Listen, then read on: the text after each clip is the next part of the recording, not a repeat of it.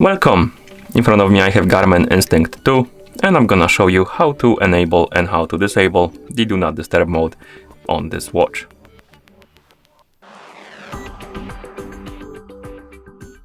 First we need to open the controls menu. To do it, you need to press and hold the control button and keep holding it until the menu appears on the screen.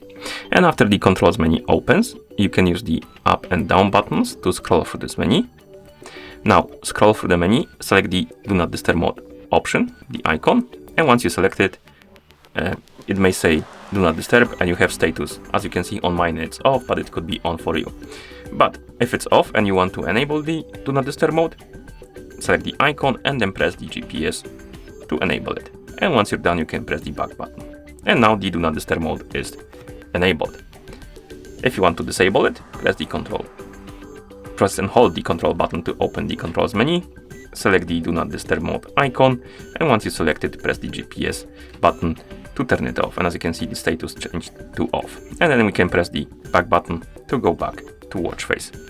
And that's how you enable and how you disable the Do Not Disturb mode on this watch. Thank you for watching.